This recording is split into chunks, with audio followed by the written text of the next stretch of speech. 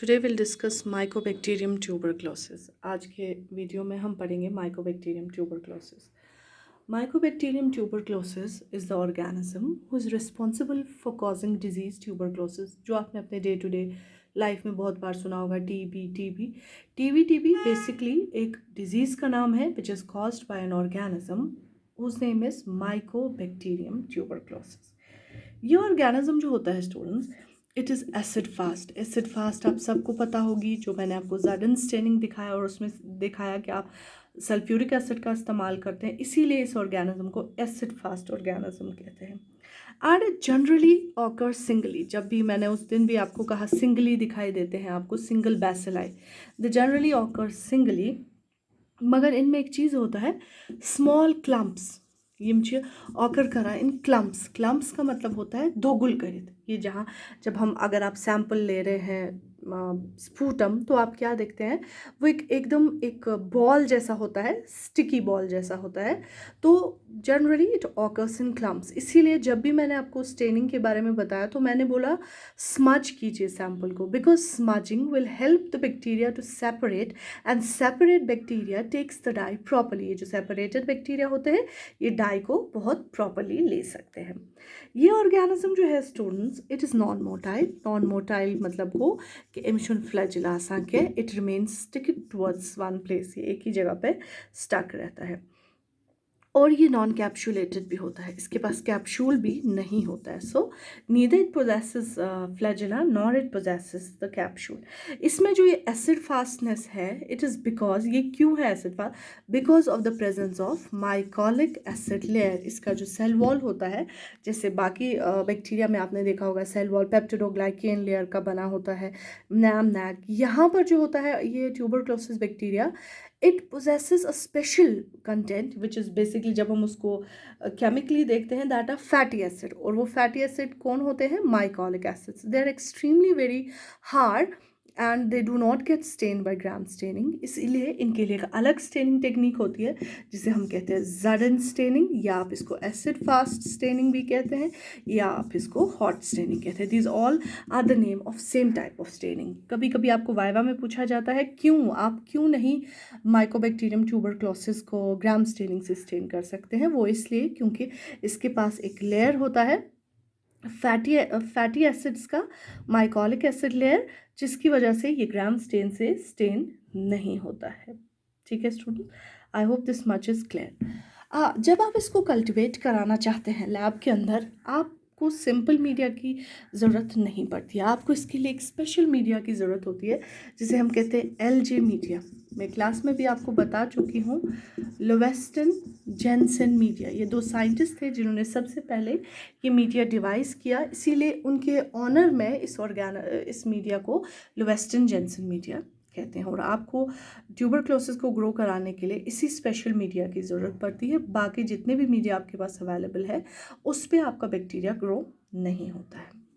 इसका जो source of transmission है, ये कैसे ट्रांसमिट होता है, it is generally transmitted by contaminated aerosols और एयर ड्रॉपलेट्स। जो कंटामिनेटेड मतलब अगर किसी पेशेंट ने कहीं थूका होगा और उसके वो छोटे छोटे से ड्रॉपलेट्स हवा में ऐड हो गए होंगे, या तो वो उसने छीका होगा, जो जब हम छींकते हैं तो हमारे मुंह से वो बड़ी सी प्रोजेक्शन निकलती है एयर ड्रॉपलेट्स जैसे, उनके थ्रू ये ऑर्गेनिज्म जो है हमारी बॉडी में एंटर करता है। So the mode of transmission is contaminated aerosols और air droplets, they are generally the major sources of infection. और मोड ऑफ इन्फेक्शन क्या है, इन्हेलेशन मतलब को ये हवा के ज़रिए हमारे बॉडी के अंदर एंटर करते हैं और लंग्स में एम्बेड हो जाते हैं। सो the mode of transmission is inhalation. The infection is transmitted by inhalation of contaminated aerosols और एयर ड्रॉपलेट्स। जो कंटामिनेटेड एरोसोल्स होते हैं या कंटामिनेटेड एयर ड्रॉपलेट्स होते हैं,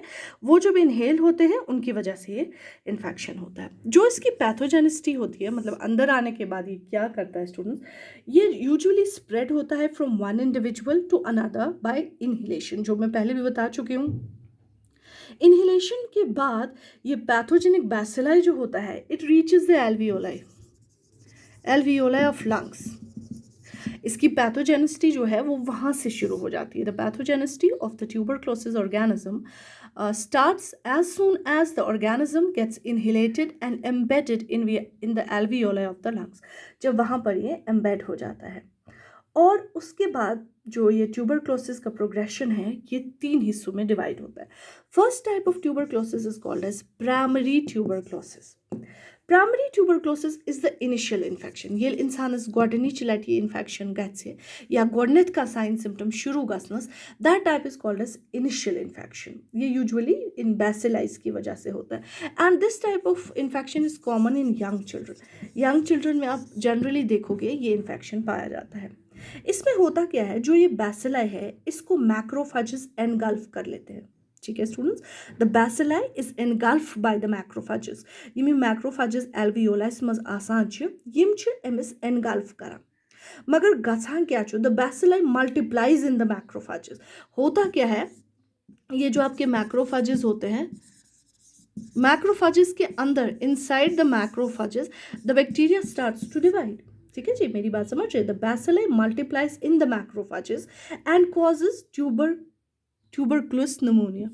तो इसकी वजह से पहले से जो आपने बच्चों में सुना होगा कि AIIMS go pneumonia, it is all because of this.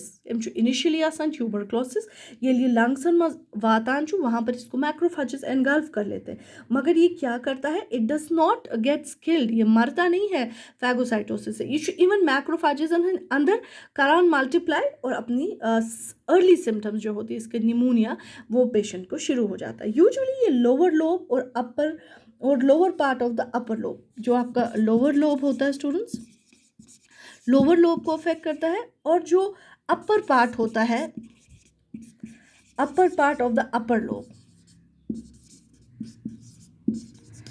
उन चीज़ों में ये ज़्यादा अफेक्ट करता है ताकि ये ज़्यादा इन्फेक्शन क्रिएट करा. और यूजुअली ये इन्फेक्शन जो है ये 3 से 8 वीक में इसका इंक्यूबेशन पीरियड होता है. A patient remains ill for about 3 to 8 weeks. जो उसका इंक्यूबेशन पीरियड होता है student, that is about 3 to 8 weeks. और मगर इवन इफ पेशेंट ठीक हो जाए, अगर पेशेंट रिकवर हो भी जाता है, उसमें क्या होता है स्टूडेंट्स, रिकवर अगर हो भी रहा है तब भी एक स्कार बनता है बॉडी लंग्स के अंदर. यमन प्राइमरी ट्यूबरक्लोसिस गोमुन आसान तिमन इंसानन तिमन बचन छू लंग्स में एक स्कार बनता है, अक्सर दौब ही हो बना जो हमेशा के लिए रह जाता है. और ये इंसान जो है ये ससेप्टेबल रहता है टू अदर इन्फेक्शंस. ये इन्फेक्शन जो होता है स्टूडेंट, इट इज़